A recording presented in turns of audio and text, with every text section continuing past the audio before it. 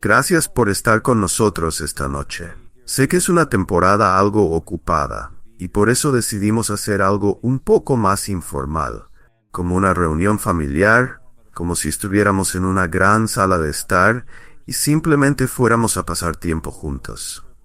He estado haciendo este tipo de preguntas y respuestas durante muchos años.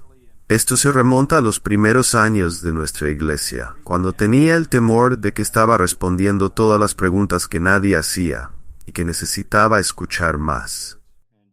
Tomé mi ejemplo del apóstol Pablo. Se dice de él que cuando se encontraba con personas, razonaba con ellas a partir de las Escrituras. Y la palabra razonar es dielego, de donde obtenemos la palabra diálogo. Él dialogaba con ellos. Obviamente, además de predicar, iba de casa en casa para ministrar a las personas en el punto de sus necesidades y, por supuesto, en el punto de sus preguntas. Así que es una maravillosa oportunidad para mí saber lo que hay en tu corazón y con suerte para que tú recibas ayuda y respuestas que quizás no surgirían de otra manera. Hay 3 micrófonos afuera y 3 personas junto a ellos. Austin está a mi izquierda, Chris está en el medio y Tom está allá. La forma en que funciona es que no queremos una fila larga, pero puedes ir a uno de esos micrófonos si tienes una pregunta. Si no tienes ninguna, cantaremos otro himno, tomaremos una ofrenda nuevamente y nos iremos a casa. Pero creo que probablemente tengas algunas preguntas. Así que haz fila. No te pongas más de 2 o 3 personas de profundidad, pero trataremos de llegar a tu pregunta.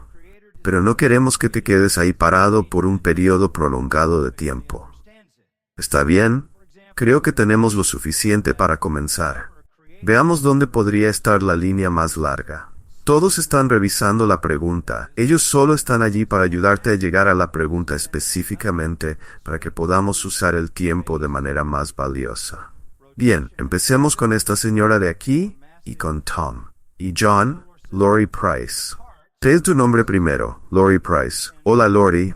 Hola, ¿cómo estás? Ya te hice esta pregunta cuando mi esposo estaba muy enfermo y muriendo hace 1 año y medio. Pero las personas en nuestro ministerio de demencia aquí han hecho la misma pregunta, y creo que sería bueno si pudieras responderla nuevamente. El versículo en 2 Corintios 4 que dice, por tanto, no nos desanimamos, al contrario, aunque nuestro hombre exterior se va desgastando, nuestro hombre interior se renueva de día en día. Y sabemos que se nos ha enseñado a usar la palabra de Dios para renovar nuestra mente, que el Espíritu Santo usa la palabra para ayudarnos a crecer y en nuestra santificación. Entonces, cuando alguien tiene demencia, y Gary no podía comunicarse ni razonaba por varios años, o si alguien tiene una enfermedad mental, o tal vez alguien tiene menos capacidad para asimilar la palabra de Dios y obedecer al Señor de esa manera, ¿cómo se cumple ese versículo para alguien que realmente no puede aplicar la palabra a su corazón ya? Sí, gracias, Lori. Lori y Gary fueron una parte increíble y activa de la vida aquí en Grace Church. Luego Gary fue afectado por el Alzheimer y durante muchos años estuvo postrado y luego totalmente incapacitado. Patricia y yo solíamos ser bendecidos al ir a pasar un tiempo con Gary y Lori solo por la alegría que había en su corazón y en el de su familia, mientras ella pasaba por ese momento increíblemente difícil con su querido esposo. Creo que debes entender la pregunta de esta manera. La suposición es que el proceso de santificación está relacionado con una capacidad humana funcional. No asumiríamos que un niño podría recibir la palabra de Dios con una comprensión total, hacer una aplicación significativa de esa verdad, discernir sus implicaciones. No esperaríamos que un niño lo hiciera. Lo mismo sería cierto para alguien que tiene, en algún grado, limitaciones mentales, tal vez por un cociente intelectual bajo, por un accidente o tal vez por alguna enfermedad. Así que no queremos decir que el crecimiento espiritual sea solo para las personas superinteligentes, pero sí asume que hay una mente funcional, que hay la capacidad de reflexionar sobre estas cosas, porque eso es precisamente lo que dice el apóstol Pablo. Si hay alguna virtud, si hay algún elogio, en esto pensad. Y la Biblia también dice que eres renovado por tu mente. En tu mente. Llegas al conocimiento de la verdad y la renovación de tu mente. Así que la mente juega un papel muy importante en el proceso de santificación. Si hay una incapacidad de esa mente, obviamente el proceso de santificación se ve afectado por eso. Básicamente se pone en pausa en ese momento, y no podemos asumir que ocurrirán cosas espirituales sin la capacidad de procesar la verdad divina, ver sus implicaciones y vivir según su aplicación.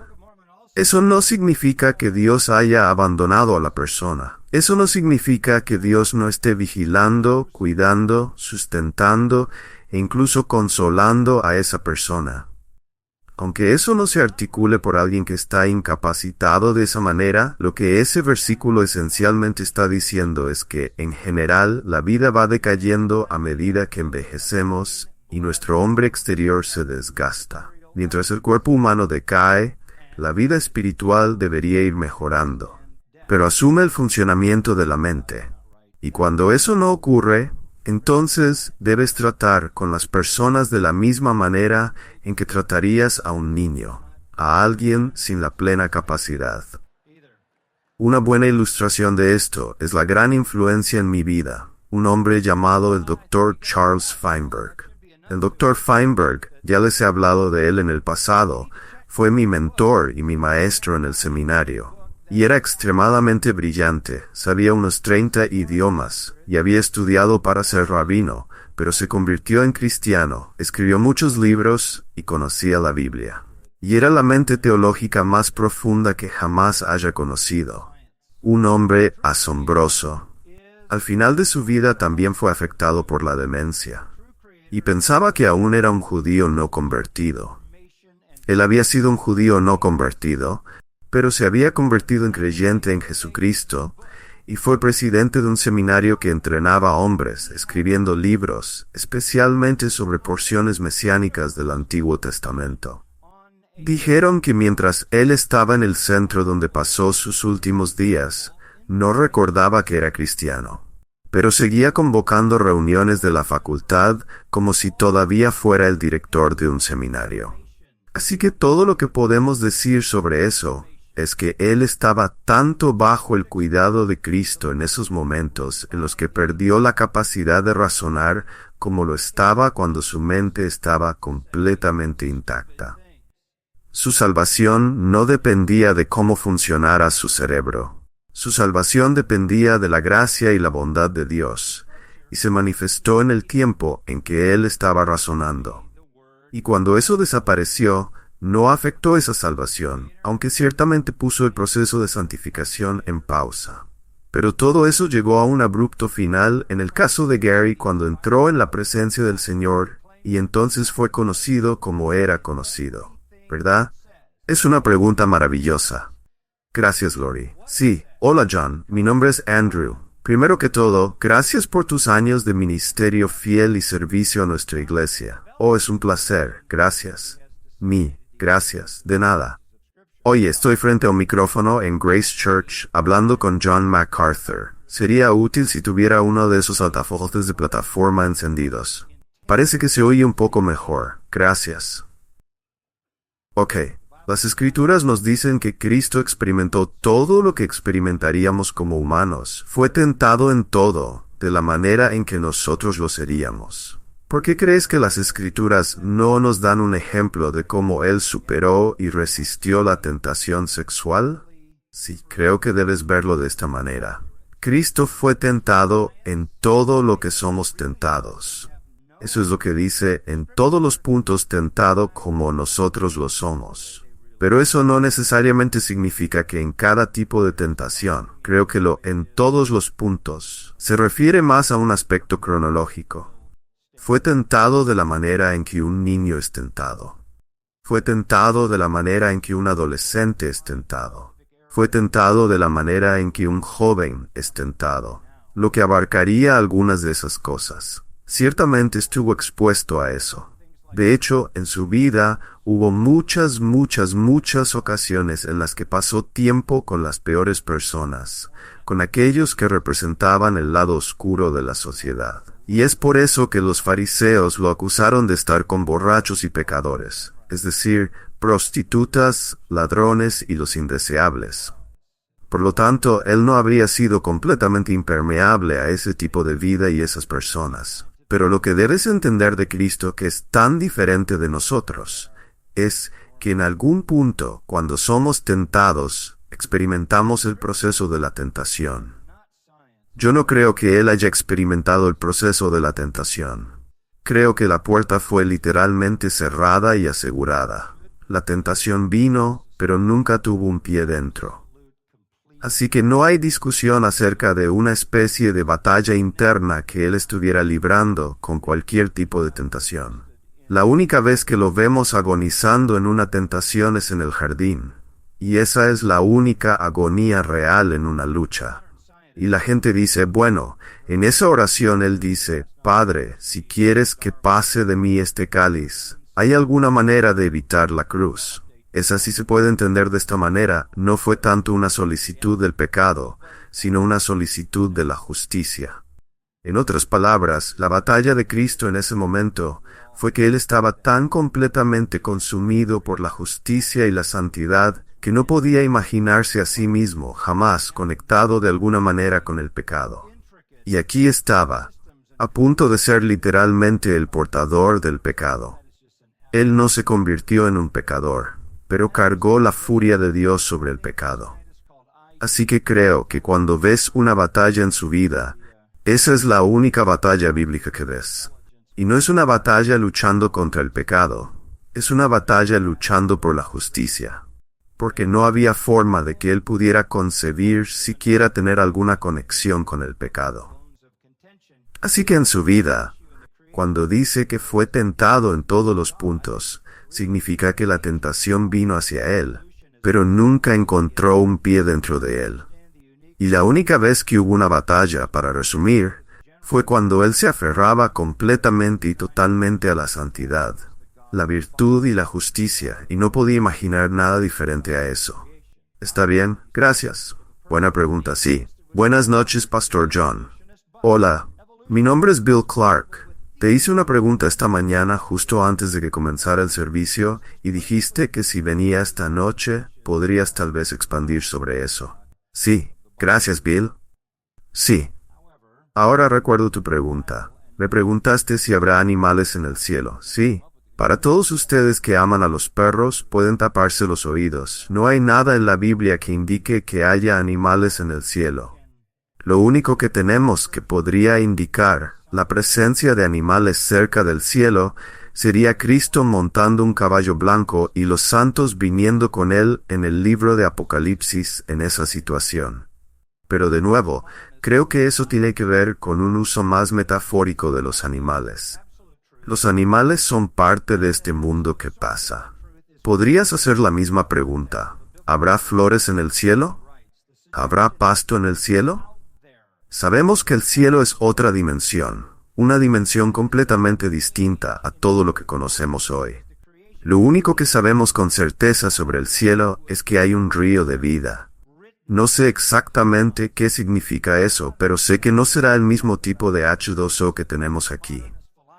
Así que el cielo está ocupado por almas eternas, el Dios eterno, Padre, Hijo y Espíritu Santo, los ángeles eternos que viven y lo adoran y hacen su voluntad por siempre, y las almas eternas de los creyentes que son reunidos en el cielo.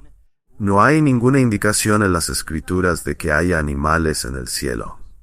Ellos son parte de este mundo. Y básicamente, esto también los asustará un poco, pero fueron diseñados para la cadena alimenticia aquí. Es decir, fueron diseñados para ser consumidos de alguna manera, o para servir al hombre en alguna capacidad como animales domésticos, que lo ayudan a vivir su vida, generar comida, cuidar de lo que necesita, ayudar con el transporte, todo eso. Así que pertenecen a este mundo. Yo los veo como una especie de gracia común, En muchos casos una gracia común encantadora, en algunos casos un absoluto desastre que queremos evitar. Hay animales que queremos tener en nuestra casa y otros que no queremos tener, como bien sabes. Así que ellos son parte de la creación que pasará, y no tienen un lugar duradero en el cielo. Ahora, sé que la gente piensa que su perro estará allí, o su gato estará allí, o su pez dorado estará allí, o algo así. Pero no hay nada en las escrituras que lo indique.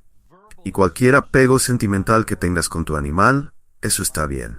Si te consuela ese apego sentimental en esta vida, el Señor te ha dado eso para esta vida, pero no para la vida venidera.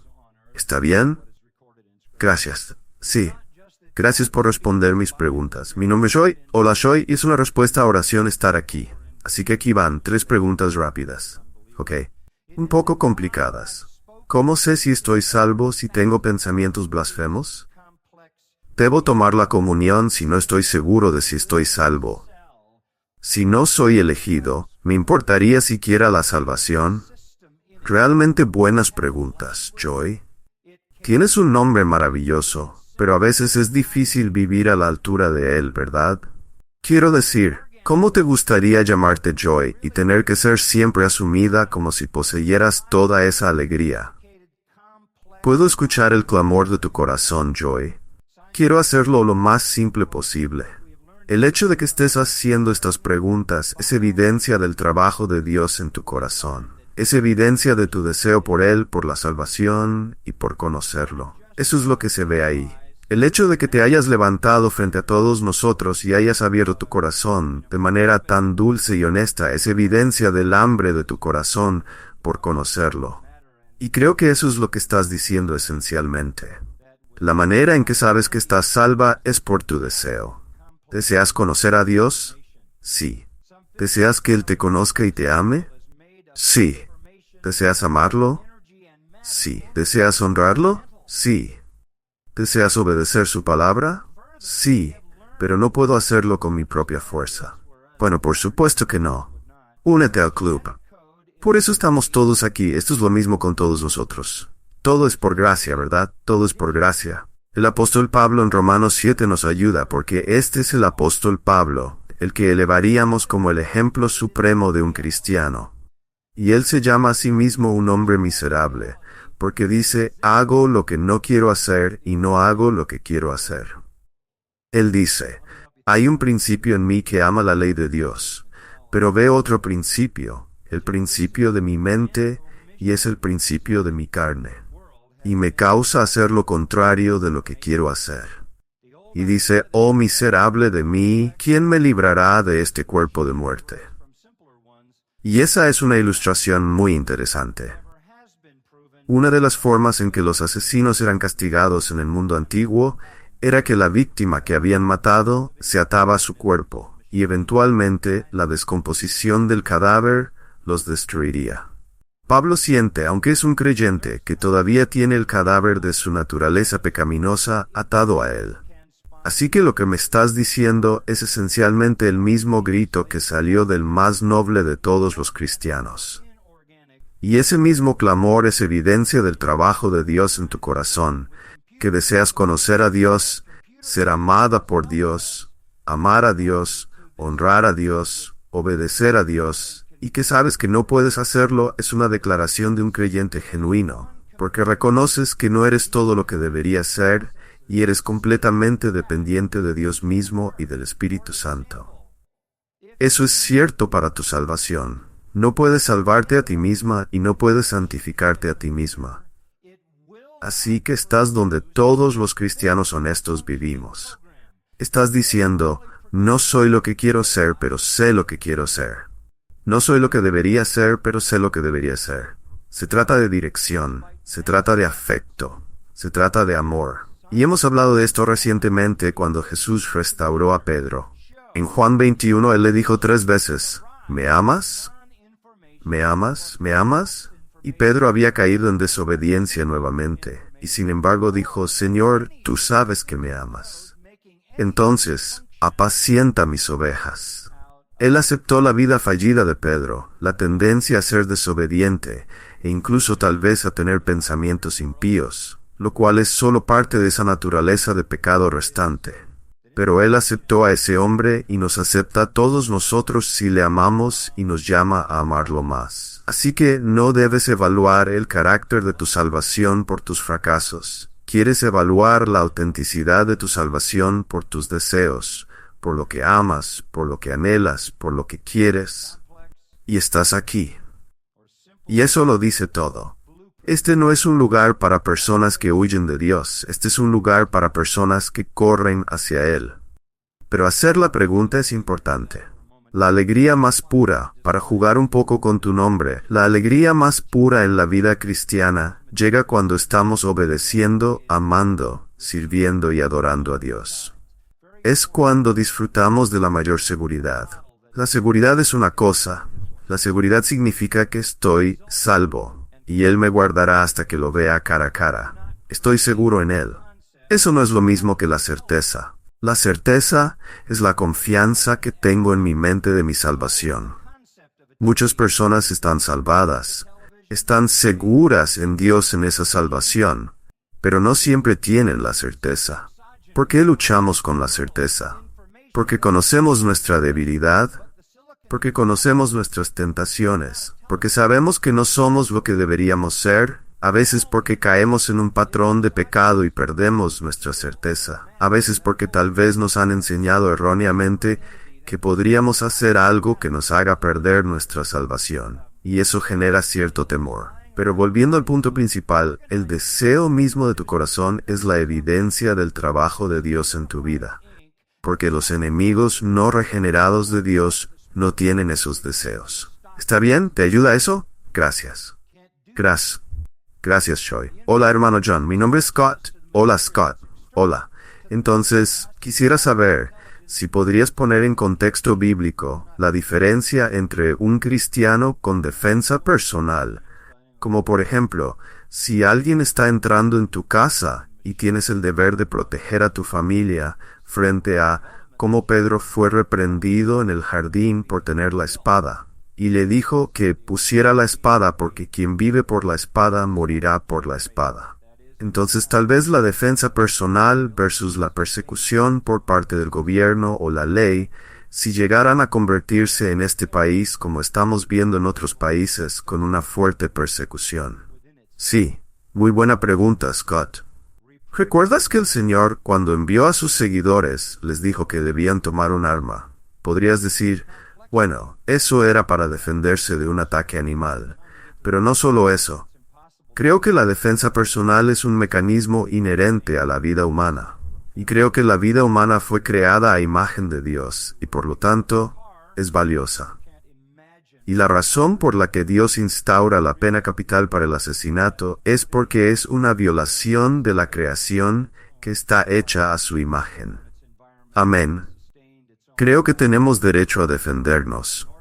El Señor estaba diciendo claramente a sus seguidores que podrían encontrarse en una situación en la que tendrían que defender su propia vida. Por otro lado, también tienes a Jesús diciendo, si alguien te golpea en una mejilla, pon la otra. Si alguien te quita una prenda de ropa, dale otra. Esa es una línea muy fina de caminar. Creo que debemos verlo caso por caso. Si alguien entra en mi vida y me maltrata, no necesariamente voy a atacarlo. Puede que acepte ese maltrato, puede que ponga la otra mejilla y deje que me maltraten de nuevo, aceptando humildemente eso como algo que el Señor está permitiendo en ese momento. Pero si alguien llega a mi casa con un arma y quiere secuestrar a mis hijos, eso toma una naturaleza completamente diferente. De hecho, eso sucedió en nuestra casa.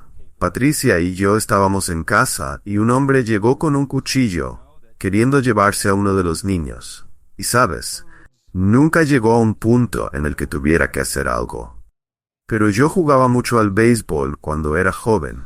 Así que tomé más grande de 36 pulgadas que pude encontrar y me puse detrás de la puerta principal con él en la mano, listo para hacer lo que tuviera que hacer para defender a mi familia. Porque creo que esa es una de las responsabilidades de un padre. Defender a sus propios hijos. La defensa personal, Es un mecanismo inherente. Tenemos un aparato en nuestro diseño dado por Dios que es defensivo. Tenemos maneras de desviar y defendernos contra ciertas cosas. Tenemos un sistema en nuestros cuerpos para protegernos. Nuestros ojos parpadean para protegerlos. Reaccionamos naturalmente de manera protectora. La autopreservación está incrustada en lo que significa ser humano y se intensifica cuando eres el líder de una familia o eres responsable de otras personas. Así que creo que si sigues ese razonamiento hasta el final, hice una serie de mensajes sobre la guerra, el cristiano y la guerra. Creo que Dios ha ordenado el hecho de que no solo debemos proteger a aquellos sobre los que tenemos responsabilidad, como individuos o como familia, sino que creo que incluso a nivel nacional, las autoridades tienen una espada y no la tienen para nada. No la tienen para azotar a la gente, la tienen como un arma terminal si necesitan usarla, pero siempre se usaría de manera defensiva. En otras palabras, la única guerra justa es una guerra defensiva, no una guerra de conquista, no donde decides, bueno, vamos a conquistar esta nación, vamos a marchar y vamos a matar a toda esta gente y tomar su tierra y sus bienes. Esa sería una guerra injusta.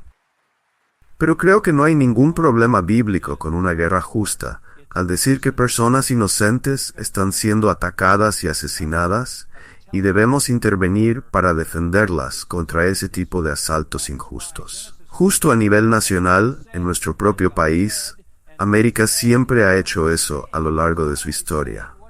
Siempre hemos visto a nuestro país como una especie de poder global para frenar el mal en todo el mundo. Debes tener control sobre el mal en tu propia vida. Debes tener control sobre el mal en tu familia. Debes tenerlo en tu ciudad, en tu estado, en tu nación. Por eso existen la policía, la Guardia Nacional y diversas fuerzas, hasta aquellos que hacen investigaciones y cosas por el estilo. Porque el mal se desataría sin control a menos que sea contenido, y Dios le da al gobierno una espada.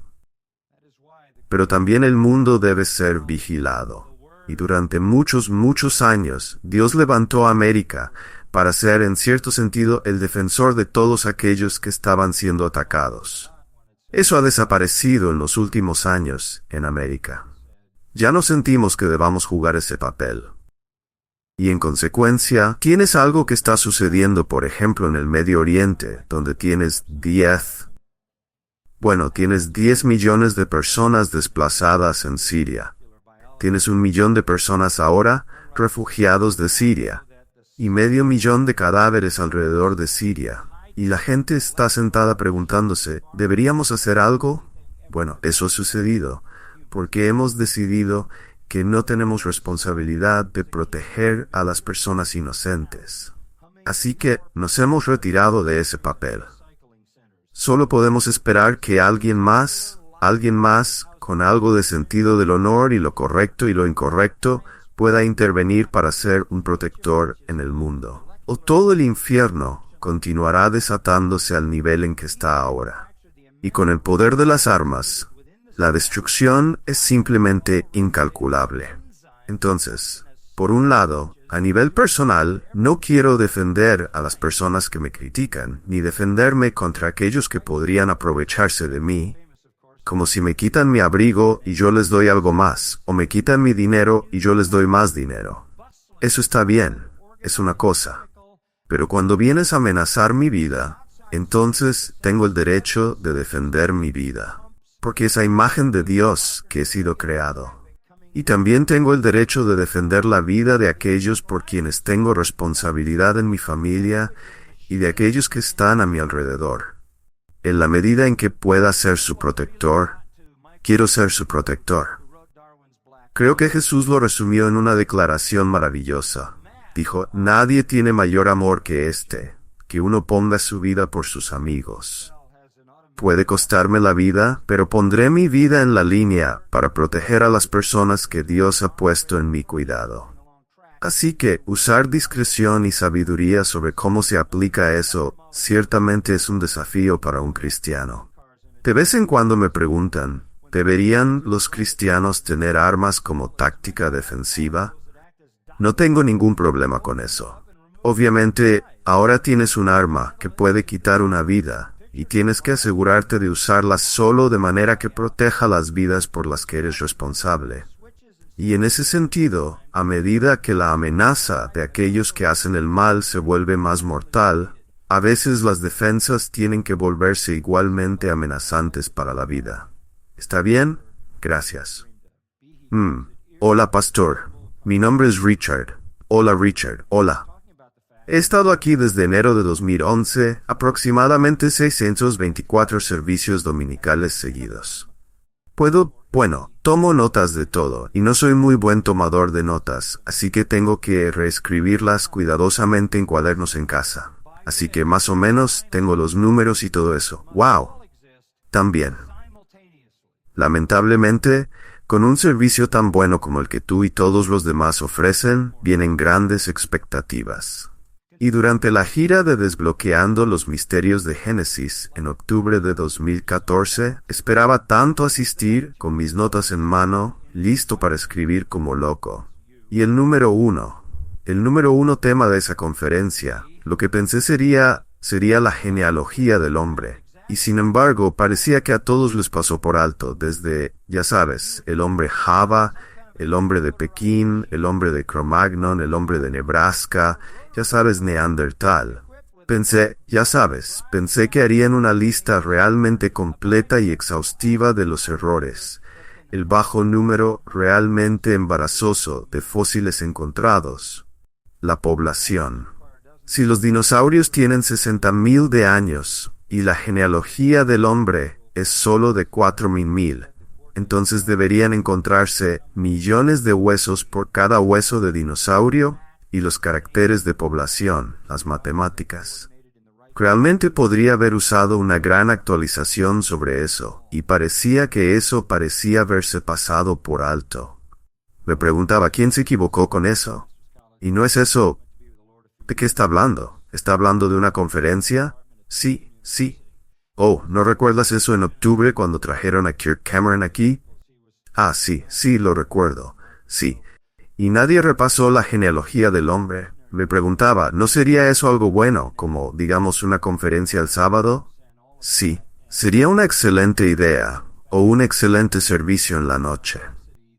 Sabes, quiero decir, han hecho un par de cosas sobre la Reforma Protestante. Yo te voy a ayudar ahora, Richard, ¿está bien? Hay un libro, creo que es el libro de Abner Chau, ¿Qué pasó en el jardín? Se llama ¿Qué pasó en el jardín? El libro entero trata sobre Adán y el origen del hombre. ¿Está bien?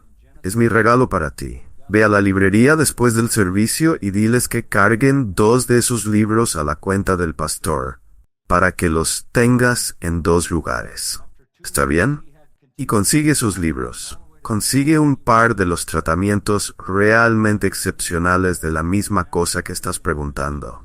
La viabilidad del relato de Génesis sobre el hombre. Y por supuesto hay muchas cosas en el ICEver, Instituto de Investigación de la Creación, y las respuestas en Génesis de Ken Ham que refutan todos esos hombres falsos que mencionaste, que fueron inventados a partir de huesos no relacionados, por supuesto. Pero empieza con el libro ¿Qué pasó en el jardín? Y agarra un par de copias allá. ¿Está bien? Está bien. Gracias. Me preguntaba, ¿y qué pasa con todos? Quiero decir, no un libro para todos, pero quiero decir, como un servicio. Un servicio para todos. Sí, un servicio para todos. Sí, no estoy seguro de lo que dices. Sería una excelente cosa para hacer. Necesitamos pensar en eso, ponerlo en el radar, porque sé que esa información se le impone a la gente todo el tiempo. Sí, está bien, lo tienes. Estoy leyendo un libro llamado El Gen. Trata sobre genética. Lo escribió Mukherjee, este brillante oncólogo que escribió El emperador de todas las enfermedades, que es la historia del cáncer. Ese libro tiene unas 1000 páginas sobre la historia del cáncer. Este libro sobre el gen es la biografía del descubrimiento del gen desde sus inicios hasta la era moderna. Y lo que es tan asombroso sobre esto es que, a medida que comenzaron a descubrir el hecho de que lo que sucedía en el mundo era información, Información codificada estaba siendo de alguna manera pasada de persona a persona, de animal a animal. Y no sabían cómo, no sabían dónde estaba, no entendían el gen, no habían encontrado el ADN, no habían entrado en la genética. Pero sabían que había estos datos asombrosos y absolutamente precisos que de alguna manera se pasaban de célula a célula. No podían entender cómo se pasaban. Pero eventualmente, por supuesto, llegaron a entender la genética, y ahora han avanzado mucho en su comprensión. Pero lo que es tan notable es que, a medida que este brillante científico te lleva a través del descubrimiento del gen, sigue diciendo, es tan asombroso cómo funciona la evolución.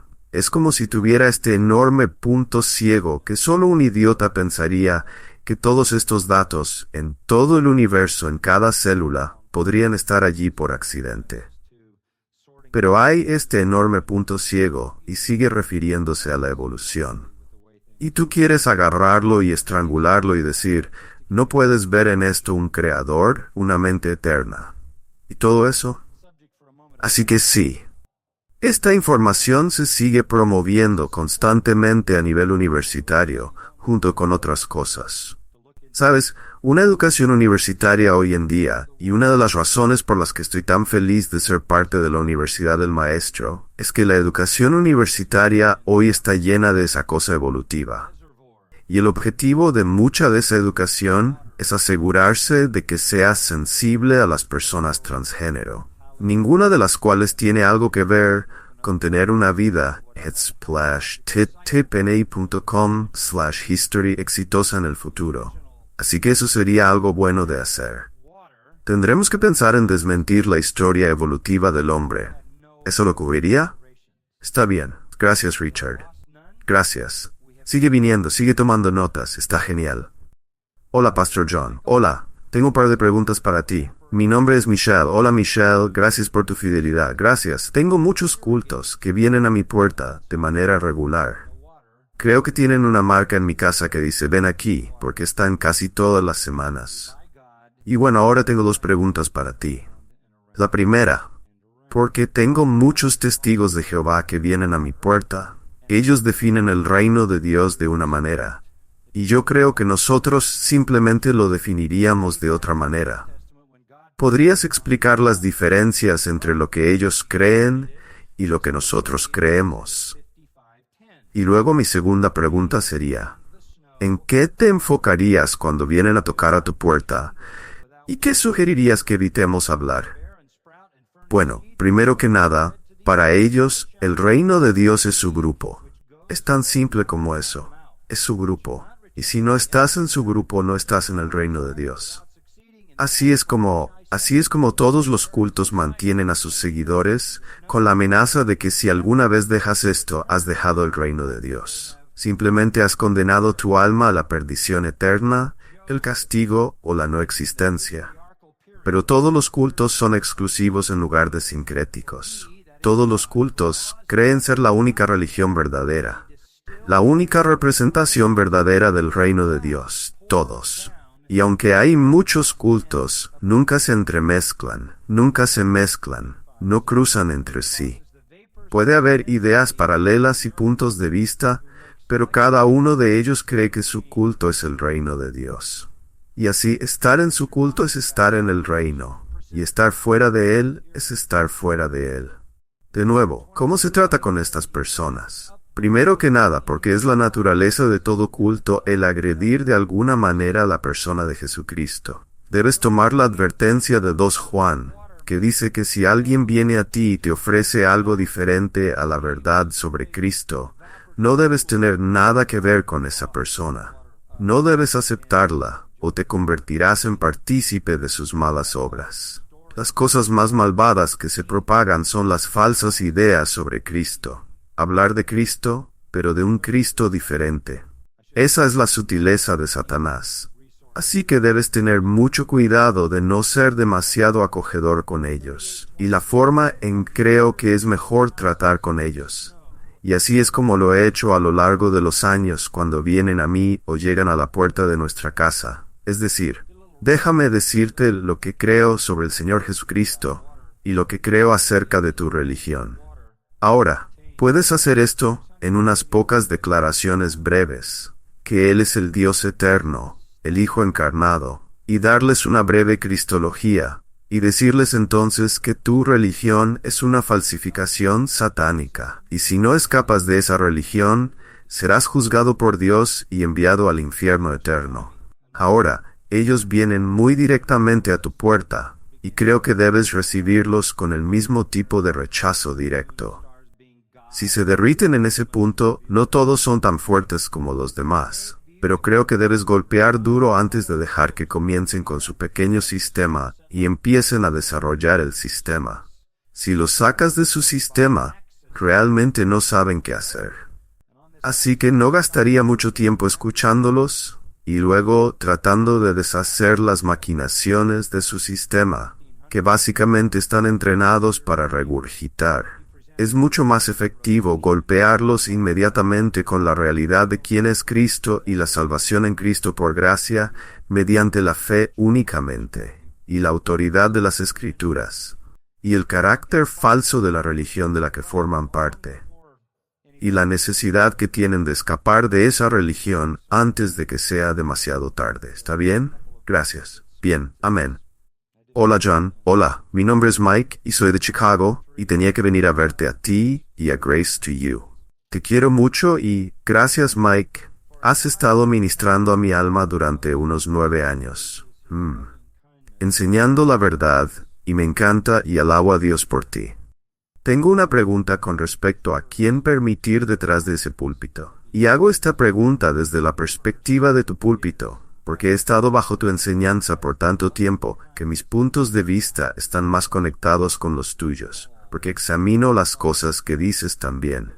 Así que, bien, eso es muy amable y me encanta. Sabes, me encanta la verdad y amo la iglesia. Amo el cuerpo de Cristo. Amo a todo tipo de personas, incluso a los no creyentes, y ser cristiano sin importar nada. Así que, además de eso, estoy asistiendo a esta iglesia desde hace un tiempo, y es una iglesia siria, y él es un predicador increíble. Alabo a Dios por él. Pero al mismo tiempo, en estos tiempos como el año pasado hasta hoy, y parece que va a continuar, están permitiendo que los pentecostales vengan a enseñar. Al mismo tiempo, entiendo que hay diferencias dentro de los pentecostales. Claro. ¿Sabes? Y digo esto con respeto hacia los pentecostales, ¿sabes? No estoy tratando de ser sarcástico ni nada por el estilo. No son los pentecostales que son como oneness, unitarios. No, lo sé. No los no trinitarios, los sí. No esos. No los que dicen que tienes que hablar en lenguas para ser salvo. No esos, ni los otros que hacen cosas, ¿sabes? En las iglesias corren y cosas así. Solo un pentecostal común y corriente que simplemente habla en lenguas. ¿Lo permitirías a él o a ella? Bueno, ella, me refiero a ella enseñando a las mujeres. No, no en este púlpito, no. Así que esa es la decisión que tomé, sí. No, no la tendremos aquí, estoy contigo en eso. Lo que quería decir era permitir que ella enseñara a las mujeres aquí en tu congregación. No. Mira. Lo primero que debes tener como base, ¿de acuerdo? Es que estás comprometido con la verdad de las Escrituras. Y si realmente estás comprometido con la verdad de las Escrituras, entiendes y comprendes que esa es una responsabilidad delante de Dios, ser aprobado por Dios, un obrero que no tiene de qué avergonzarse, manejando correctamente la palabra, manejando la palabra correctamente. Yo tengo una responsabilidad delante de Dios para comunicar a las personas que Dios me da la verdad. Y creo que esa verdad se manifiesta en las Escrituras a un estudiante fiel que las abre. Hemos estado enseñando la palabra de Dios aquí durante todos estos años en Grace Church y nuestra gente lee a muchos otros escritores que enseñan la misma verdad y retroceden en la historia. No es como si lo hubiéramos descubierto. No es como si lo hubiéramos matizado. Hay una comprensión histórica e interpretación de las Escrituras que ha pasado a través de toda la historia de la Iglesia. Y se puede entender, es clara, se puede entender, y cualquier maestro fiel tiene que ser consistente con la verdad. Y dado que la verdad es todo, nuestra responsabilidad completa, no jugaremos rápido y suelto con la verdad. Así que no tendría sentido decir, bueno, tal vez aciertas en la mayoría de las cosas, y porque aciertas en algunas cosas y te equivocas en otras, no es un problema. Eso es un problema. Si la verdad importa, y sí importa, y si toda la verdad importa, y sí importa, entonces tenemos que asegurarnos de que todos sean maestros fieles de la verdad. Hay espacio dentro de la vasta verdad bíblica para explicarla de diferentes maneras, diferentes énfasis, diferentes escrituras comparativas, diferentes ideas, para que puedas tener muchos predicadores y muchos maestros, pero todos con la misma verdad. Tenemos una declaración doctrinal que es muy larga. No sé si la has visto. Puedes ir a la página web y verla. Es muy detallada. Es la declaración doctrinal que todos los que lideramos en Grace Church afirmamos. Y dentro de eso, somos fieles a enseñar las cosas que están en esa declaración. Es una declaración histórica. Entonces, no habría razón para que queramos exponer a nuestra gente, no porque me preocupe que de alguna manera se confundan, sino porque no quiero dar la impresión de que no es necesario tener todo correcto. Creo que sí lo es. Creo que necesitas hacerlo todo correctamente y con precisión. ¿Eso responde a tu pregunta? Sí. Pero solo en el otro lado. Rápidamente. Claro, estando en una iglesia como esa, yo amo a esas personas. Ellos, sabes, ellos siendo confrontados. Claro, por respeto y amor, y ellos simplemente siguen adelante con eso. ¿Qué harías? Bueno, si yo fuera tú, seguiría amándolos. No eres un líder allí. No necesariamente quieres atacar. La única estrategia que realmente las escrituras te ofrecerían sería ir al pastor o líder de la iglesia. Sentarte con él en una conversación amable, respetuosa y llena de gracia, y presentar la preocupación que tienes en tu corazón de esa manera. Y mira, esa podría ser la mejor opción para ti. Esa podría ser la mejor iglesia. ¿Recuerda que había 7 iglesias en Asia Menor y solo 2 de ellas eran buenas? 5 no lo eran. Pero el Señor prometió bendición a aquellos en esas iglesias que eran fieles. Realmente no sirve de nada crear una revolución en la iglesia, pero creo que lo que está en tu corazón, si lo puedes defender bíblicamente, deberías dirigirlo de manera amorosa y llena de gracia a las personas en liderazgo. ¿Está bien? Bien. Gracias. Hola John, mi nombre es Shelley. Hola Shelley. Quiero decir que ayer fue mi 56º aniversario de mi segundo nacimiento, cuando fui salvada, y quiero decir que en esos días no había discipulado, y tú has sido mi maestro favorito de radio y teólogo antes de comenzar a venir aquí.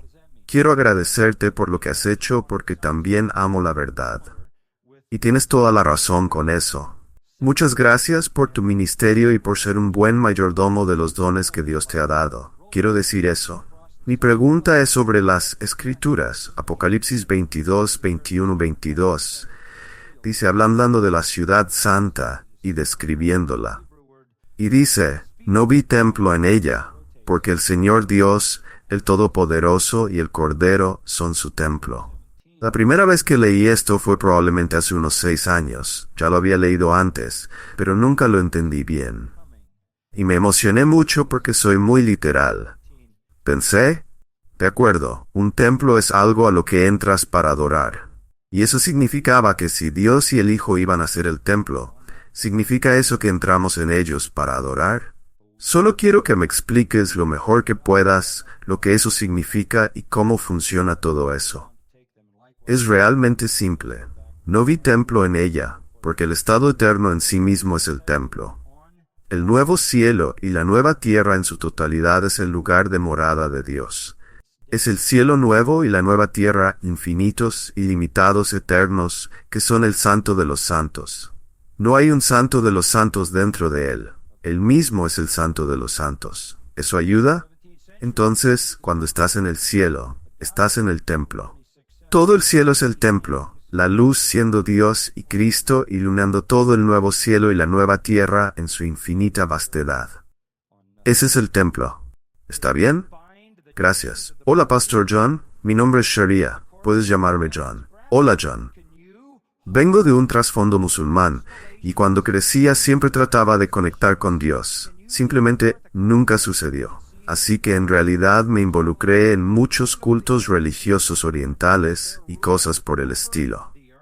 Y hasta el día de hoy, soy la única que está salvada en mi familia, por lo que sé, y todos los demás en Irán aún son musulmanes y cosas así.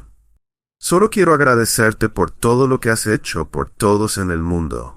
Y sé que Grace es el tipo de iglesia que es hoy por tu amor implacable y apasionado por la doctrina sólida. Y honestamente no conozco a nadie más en el mundo que tenga el mismo tipo de amor, la misma clase de búsqueda agresiva y exposición de la verdad para hacerla llegar allá afuera que tú.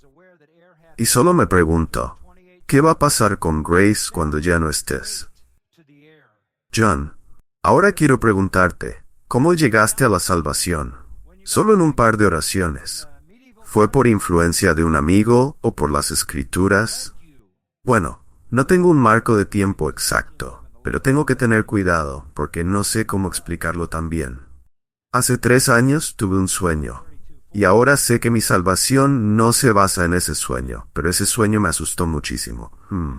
Y me impulsó a buscar a Cristo, a estudiar sus escrituras, a saber lo que significa ser cristiano y saber cómo podía ser salvo, por qué soy salvo. Y ahora, porque tengo el entendimiento del Evangelio, diría que ahora soy salvo.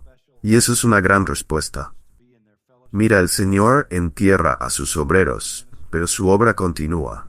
Sabes, siempre digo, quitarme de este mundo es como sacar tu mano de un balde de agua, no queda ningún agujero. Se llena. Dios tiene a su gente en cada tiempo y en cada era. No soy indispensable, solo soy un siervo para el tiempo que el Señor me dé.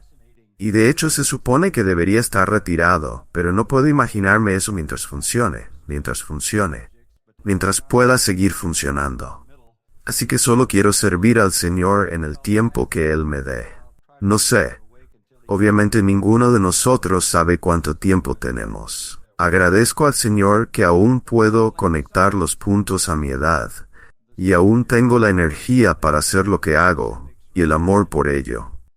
Porque creo que, sabes, cuando llegas a la edad en la que estoy, y has pasado todos estos años estudiando la palabra de Dios, hay una sensación de que tienes más de lo que nunca has tenido antes. Así que hay más que ofrecer incluso ahora. No trato de decir que pueda ser un mejor predicador o un mejor cualquier cosa ahora, pero sé que a lo largo de estos años ha habido una acumulación de verdad. Y solo me alegra que el Señor me haya permitido funcionar en este punto donde aún puedo seguir proclamando eso. Así que no, sabes, la gente me pregunta, ¿cuál es el plan de reemplazo aquí? Lo que sea que pase conmigo, esta iglesia tiene tantos predicadores grandes, dotados, dedicados y apasionados, que vienen detrás de mí, que tendrán suficientes de ellos para ocupar mi lugar. Y quiero agregar una pequeña idea también, que incluso después de que yo muera, Grace to You seguirá difundiendo mensajes por todo el planeta. Así que seguiré hablando incluso después de mi partida. Gracias, John. Gracias, Pastor John. Hola. Mi nombre es Gabriel, estoy visitando desde El Salvador, así que mi inglés no es perfecto, está bien. He estado leyendo, no hay problema. He estado leyendo Hechos, particularmente el capítulo 21, y tengo algunos problemas con el versículo 26. ¿Te importa si lo leo? ¿Viniste desde El Salvador solo para hacer esta pregunta? Bueno, intento venir al menos una vez al mes. Trabajo en una aerolínea, así que puedo hacerlo. Oh, ok.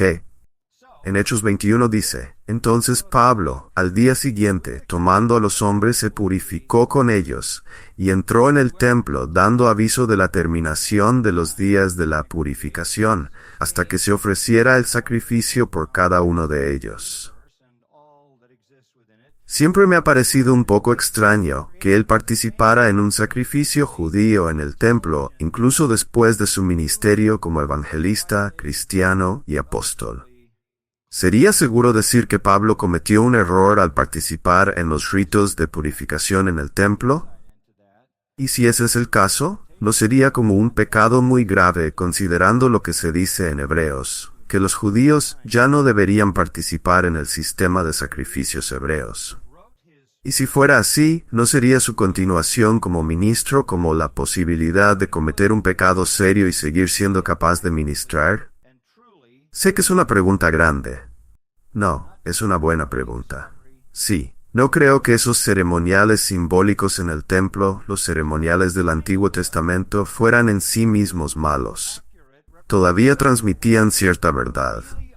Y una forma de entender esto es que si miras en Ezequiel 40:48 y observas el futuro reino milenario de Cristo, vas a ver la reinstauración de un templo. Y ciertas cosas que sucedían en el Antiguo Testamento van a volver a suceder. Así que realmente no hay nada de malo en esos ritos ceremoniales. Y creo que esto es lo que Pablo tenía en mente cuando dijo a los judíos: «Me hago judío para los judíos, me hago todo para todos, para ganar a algunos». Los judíos lo acusaron, recuerda, de haber asaltado el templo, y por eso lo arrestaron. Pero él nunca hizo eso. No lo hizo. Se unió al culto del templo, que había sido ordenado por Dios y que todavía mantenía un significado simbólico para esos judíos. Y no había razón real, por ejemplo, para denigrar esas cosas. Tendrían su lugar, su tiempo, y obviamente pasarían. Creo que esto refleja realmente la intención del Concilio de Jerusalén en el capítulo 15, cuando los apóstoles decidieron que no querían ofender innecesariamente a los judíos. Al mismo tiempo, uno podría llevarlo demasiado lejos. Y el que pecó fue Pedro en Gálatas capítulo 1 por su duplicidad, jugando a los dos lados de esa cuestión. Pero en el caso de Pablo, no quisiera atribuirle esto como un comportamiento pecaminoso, sino más bien su comprensión de que esos ritos tenían un significado en la historia de Israel, los cuales en sí mismos no eran inmorales, y que podía participar en ellos como una manera de mantener su conexión con la gente y encontrarse con ellos en su propio punto de interés. ¿Está bien? Maravilloso. Muchas gracias. Hola, mi nombre es John Butler, soy estudiante en UCLA. Aprecio mucho cuando viniste hace un par de semanas. Fue realmente genial. Sí, tuvimos una gran noche en UCLA. Fue un tiempo maravilloso. Sí, fue maravilloso. Siguiendo esa línea de pensamiento, especialmente pensando en ti como un hombre joven, pensé en pedirte algunas recomendaciones de libros para cristianos que son maduros en sus creencias, pero también están buscando continuar avanzando en conocer a Dios y crecer espiritualmente en santidad. Algo como La Santidad de Josie Ryle o Conociendo a Dios de Chai Packer. Pero, ¿qué tipo de libros fueron especialmente influyentes para ti cuando eras joven? Hay muchos. Te diré uno que recomiendo a todos los jóvenes leer. Es La vida cristiana de John Owen, escrito por Sinclair Ferguson. Sinclair Ferguson ha estado en este púlpito y es un muy buen amigo. Él ha hecho un trabajo inmenso ayudándonos a destilar la enorme cantidad de literatura que escribió John Owen. La vida cristiana de John Owen. Podrías pasar mucho tiempo con eso. Y él acaba de sacar recientemente lo que casi es una secuela que se llama Devoted to God. Devoto a Dios o algo así.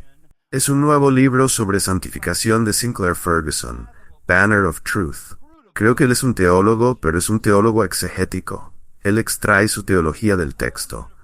Esos son dos libros realmente útiles que te dan una visión muy bíblica sobre el tema de la santificación. Otro libro que me enriqueció, y sabes, tienes que estar dispuesto a abordar porque es bastante grande, es Si consigues una copia de La existencia y los atributos de Dios de Stephen Charnock, y simplemente lees un poco de él cada día. Te lleva profundamente al conocimiento de la naturaleza de Dios que normalmente no experimentarías. Charnock. C-H-R-N-O-C-K. Es una reedición de hace mucho tiempo. Tengo una lista en mi oficina. Si llamas a mi oficina, podemos enviarte una lista de otros libros que no me vienen inmediatamente a la mente. Pero esos serían un par de buenos lugares para empezar.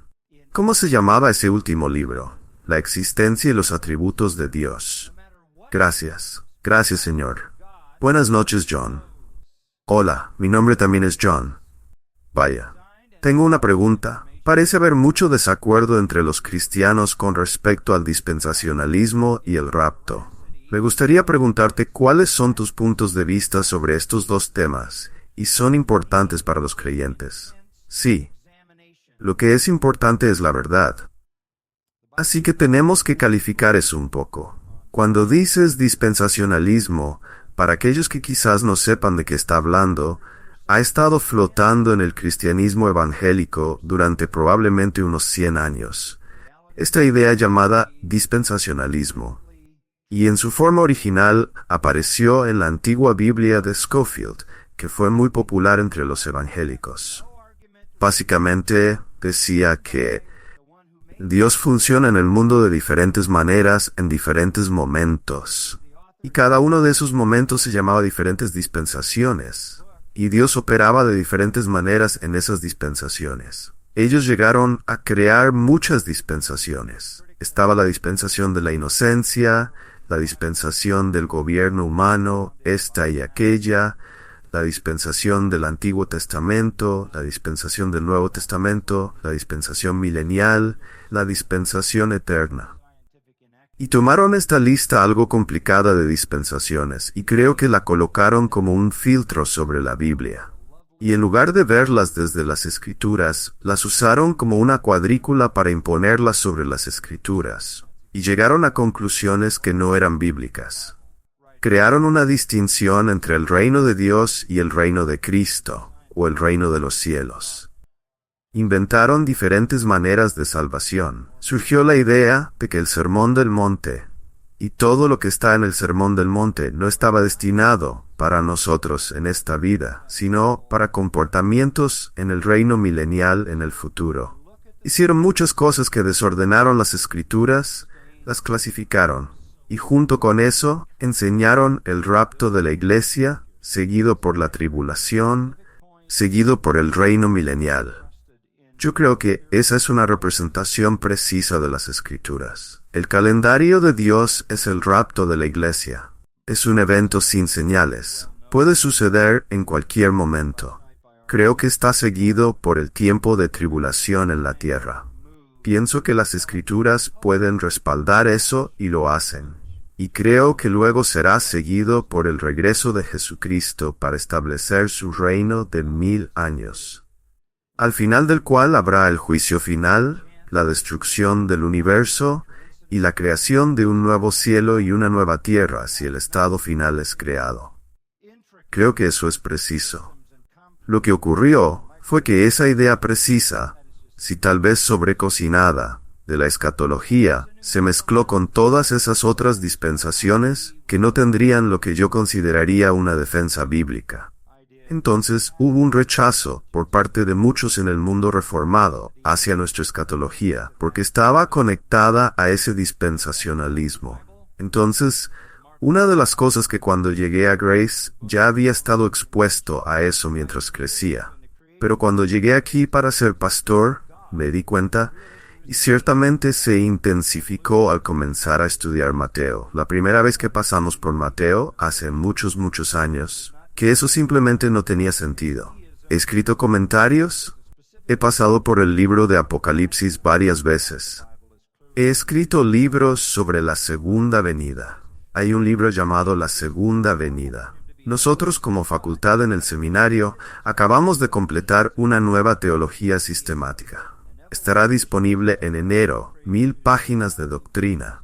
La sección sobre escatología, el rapto, la tribulación, el reino y el estado eterno es la mejor que creo que he leído. Es excepcionalmente buena. Eso no ha cambiado en todos los casi 50 años de mi enseñanza de las Escrituras. Lo que ha cambiado es que no pude encontrar un fundamento bíblico para todas las complejidades de ese tipo de dispensacionalismo. Así que realmente creo que nuestra comprensión verdadera de la escatología sufrió porque estaba conectada a algo que no podía mantenerse con un examen cuidadoso de las Escrituras. Así que si me preguntas qué creo sobre las dispensaciones, simplemente diría esto. Dios trató con el hombre de una manera antes de la caída y de otra manera después de la caída. Dios trató con el hombre de una manera antes de la cruz y de otra manera después de la cruz. Eso es obvio. Todos tienen que ver eso, y eso puede ser demostrado en las Escrituras. Si me preguntas, ¿eres dispensacionalista? Diría que solo en este sentido, que Dios aún tiene un plan para salvar a Israel nacional. Y eso no se basa en una noción externa impuesta sobre las Escrituras. Eso se basa en promesas del Antiguo Testamento reafirmadas en el Nuevo Testamento por los apóstoles. Así que sí, creo en ese aspecto del dispensacionalismo, que Dios salvará a Israel nacional en el futuro. Y eso debería ser bastante obvio para la mayoría de las personas, porque es tan claro en el Antiguo Testamento y particularmente en el libro de los Hechos. Hubo una conferencia en Europa hace algunos años, y uno de los teólogos y pastores muy conocidos y muy estimados fue preguntado por un estudiante en la conferencia: ¿cuál es el significado de la existencia de la nación de Israel en la Biblia? A lo que respondió: no tiene absolutamente ningún significado.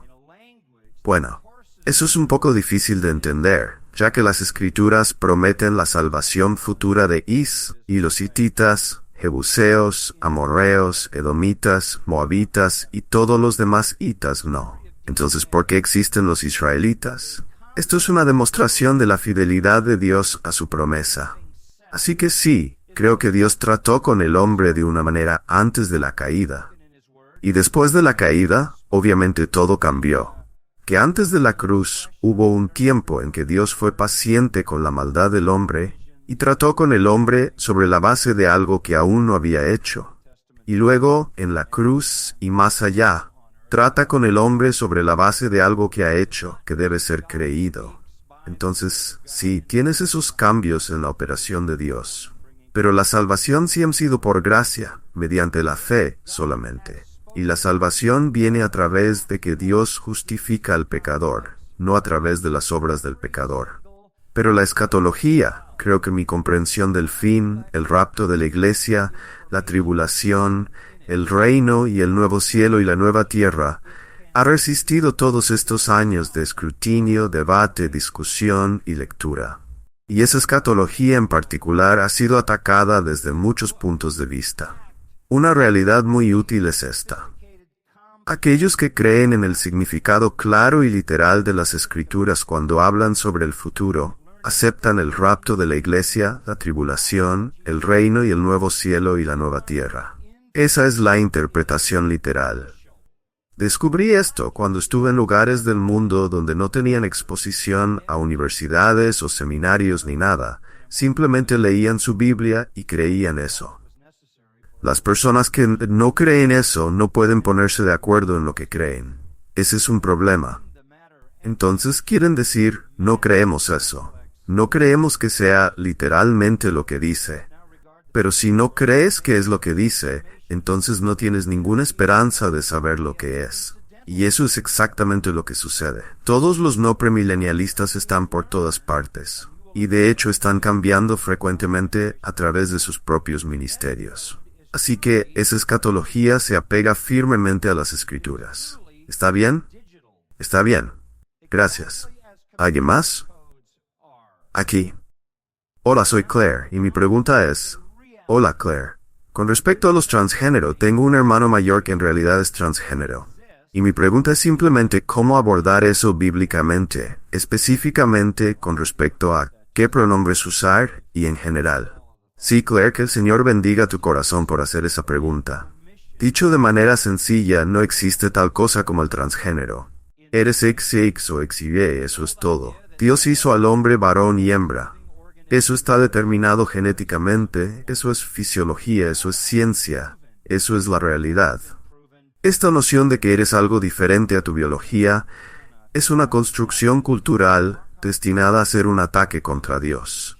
Ahora, tu hermano puede no verlo de esa manera, pero eso es de lo que se trata.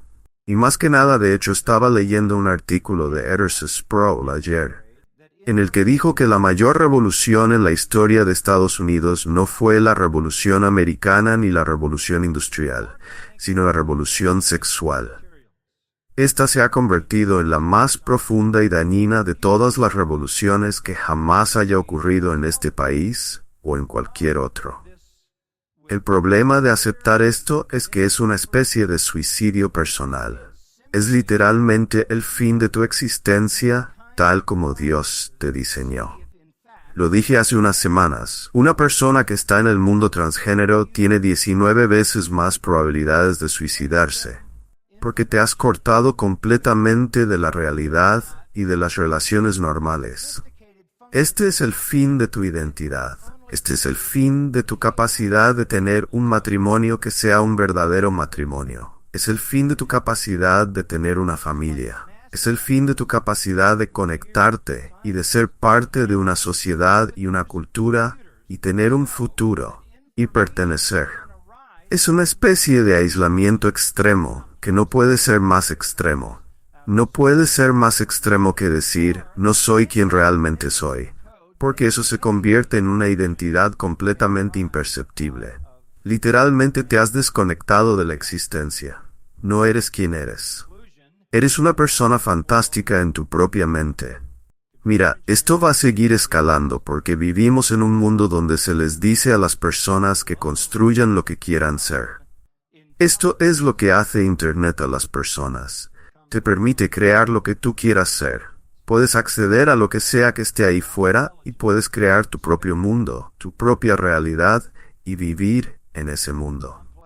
El aislamiento de este aspecto particular es tan triste y tan trágico. Leí el otro día que se realizó una cirugía en Australia a un niño de 5 años para hacer un cambio de sexo. Este tipo de padres deberían ser encarcelados. ¿Quiénes llevarían a un niño de 5 años a hacer eso? ¿Y qué tipo de médico haría eso en un hospital en Australia? Esto es un tipo de cicatrización de por vida. Así que no quiero ser tan firme y que eso signifique falta de amor cuando comuniques esto. Pero creo que la única manera en que puedes abordarlo honestamente es decir, Dios te hizo, y Dios te hizo exactamente como Él quería que fueras. No solo estás luchando contra Dios en su creación física, sino que más importante aún, estás luchando contra Dios en su soberanía. Estás luchando contra Dios en su relación espiritual contigo. Esto es una guerra contra Dios. No voy a dejar que Dios me diga quién soy. No voy a dejar que Dios me defina. Yo voy a ser mi propio Dios. Yo me voy a definir a mí mismo. Y estás en Romanos 1, y eso es una mente reprobada. Es una mente que ni siquiera funciona. Así que aunque digo esto con firmeza para que lo entiendas, creo que esto debe tratarse con amor y compasión, porque hay algunos vacíos en el corazón de alguien que va en esa dirección. Hay una falta de ser amado y aceptado, y de sentirse deseado, necesitado y significativo. Entonces, por un lado, la realidad de esa mentira y engaño es tan dañina, tan destructiva, tan aislante, tan corruptora, que debe ser confrontada. Pero por otro lado, esa confrontación no puede exagerar lo que ya existe, que es una sensación de sentirse aislado en las relaciones. Así que tienes que encontrar la línea delgada entre confrontar el error para proteger a la persona y al mismo tiempo proporcionar el amor y la afirmación que esa persona necesita para hacer todo lo que Dios quiere que esa persona sea. ¿Eso ayuda? Gracias. Está bien. Gracias, Claire. Una más. Saludos, Pastor John. Mi nombre es Cristina. Quiero comenzar diciendo que agradezco al Señor por su ministerio. Gracias. Solía escucharlo en la costa este desde finales de los 80s. Ahora soy miembro de la iglesia Grace Community. Amén. Mi pregunta tiene que ver con la disciplina eclesiástica. Me gustaría saber cuáles son algunos de los pasos que nosotros, nuestros ancianos, tomamos después de que alguien haya sido excomulgado para restaurar a tal persona en el espíritu de mansedumbre. Sí, es una muy buena pregunta. La Escritura está clara. Si alguien está en pecado, vas a esa persona, la confrontas. Si se arrepiente, has ganado a tu hermano, se acabó. Si no, tomas 2 o 3 testigos para confirmar su respuesta. Si todavía no se arrepiente, le dices a la iglesia. Si la iglesia luego persigue a esa persona, Mateo 18 establece esto, y si todavía no se arrepiente, lo tratas como un forastero. ¿Cómo tratas a un forastero? ¿Lo ignoras? ¿Lo despides? ¿Lo empujas fuera de tu vida? No. Tratas a un forastero como el campo misionero. Así que cuando una persona ha sido disciplinada en la iglesia, literalmente se ha convertido en el campo misionero. Ahora queremos ir tras ellos, porque puede ser que no sean creyentes. Pueden haber sido parte de nosotros, pero están actuando como no creyentes y por lo tanto pueden ser no creyentes. Y entiendo la pregunta, porque es una pregunta importante. La gente puede sentir que después de pasar por ese proceso, han hecho todo lo que deben hacer. Pero esa nunca ha sido la intención de la disciplina eclesiástica. La intención de la disciplina eclesiástica no es sacar a las personas, sino meterlas. Así que incluso después de eso, debería haber una búsqueda continua, y eso debería ser llevado a cabo por todas las personas que conocen a esos individuos y los aman. Y por supuesto, la iglesia también debe ser parte de eso. Nos regocijamos aquí cuando esa restauración ocurre, y hay ocasiones en las que sucede y hay una restauración completa. Pero esa debería ser siempre la meta. ¿Está bien? Está bien. Buena pregunta. Está bien. Bien, esta es nuestra última noche del domingo, así que tengan unas excelentes vacaciones. Nos veremos esta semana para un concierto, luego el Día del Señor y también el Día de Navidad. Que Dios los bendiga.